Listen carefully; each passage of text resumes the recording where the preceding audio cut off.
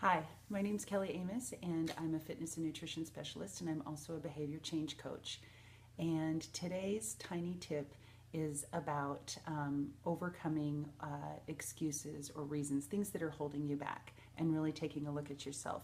If you were already tuned in about 20 minutes ago, you can tune out. I screwed up. I said fear and failure, and I meant fear and faith. So just replace that with what you heard.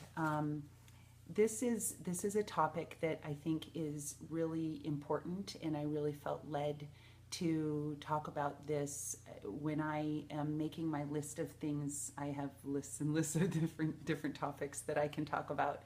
And this one, what happens is some things are very spontaneous, only because of the what I'm what I'm getting from people, the feedback and in my world. And so this topic is something that I really felt led. I pray a lot about it, and I really felt led to talk about this today. So we all are faced with different obstacles, and I want you to think right now. Although that my premise here, my platform is wellness, but you can apply this to anything, whether it's eating or exercise, your health, or a job, career, family, relationship, whatever it is.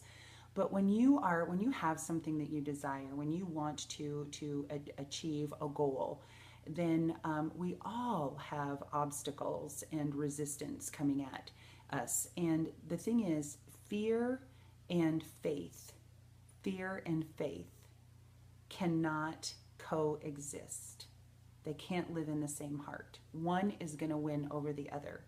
So when you look at fear, the fear of not starting something or making excuses, you're making excuses because you have a fear of something. And it could be a fear of failure. It could be a fear of success. I've had a fear of success in my life. I'm afraid that if I do that work or get that position, then what's that going to look like? A lot more work. And I know that people think about that with their exercise, that they think, oh my gosh, I got to work this hard for the rest of my life, and then I'm not going to do that. I can't. That's not what I want my life to look like. I can't sustain that.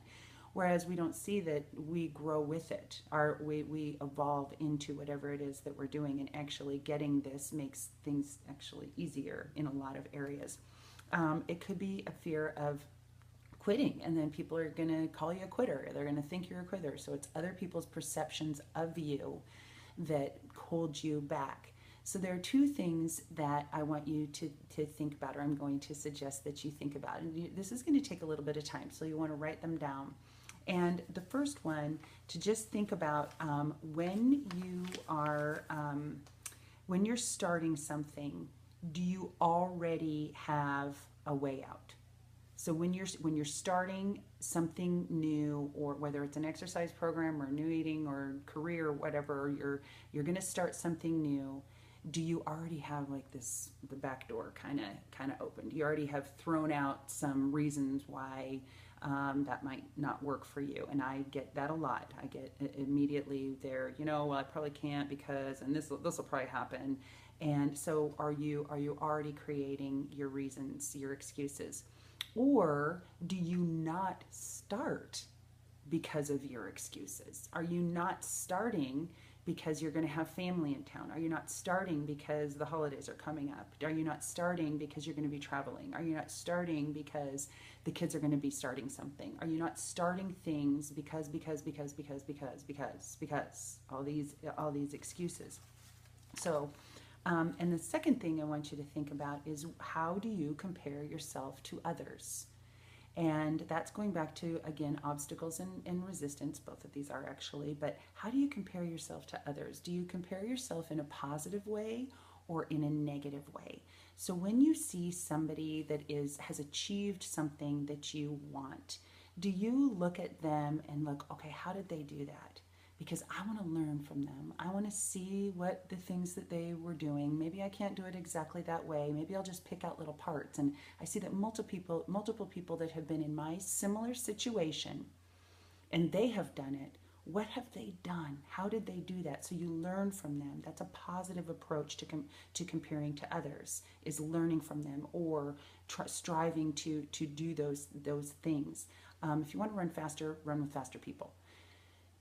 The other way to look at it is through more the negative side, is comparing that, well, that person, they can do it because they have all these special gifts, because they're in a position to do this, because they were born into that, whether that's, and that might be genetics. So, and what brought this to mind for me today, and one of the reasons I want to use it as an example is, the somebody commented to me about a group of people that were talking about wanting to wish they had a body like mine.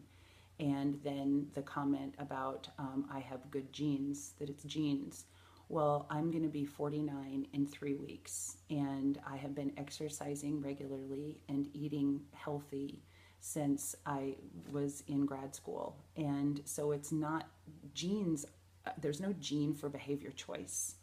It's just I was consistent, and that's what I did. And so um, uh, by following a plan and making those behavior choices, there's no gene for that.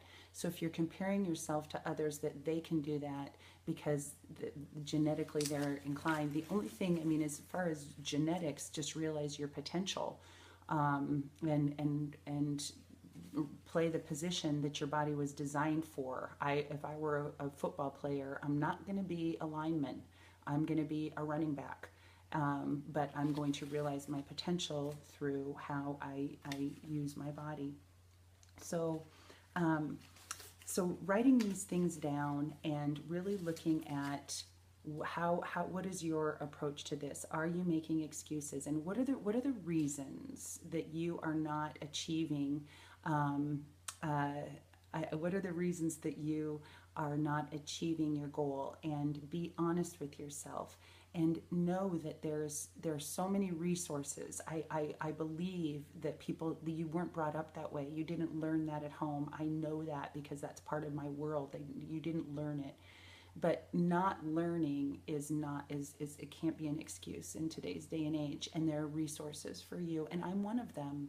So, and this whole, every tiny health tips, that's what I'm about. It's tiny health tips, and it's no sugarcoating with Kelly. We got to cut through the BS, and we got to do some little things so that we can get you on track. And that's the way to achieve your goal, by controlling what you can control, which is your effort and your attitude. I hope this was helpful, and I'm seeing some names that I wish I could hug you, give you a high five. Thank you very much for listening in on this, and please share your ways of overcoming and things that you did and tips for people, because every little bit helps. And I appreciate you watching this, and I appreciate you sharing it, and I hope you're having a great night, and I will see you tomorrow.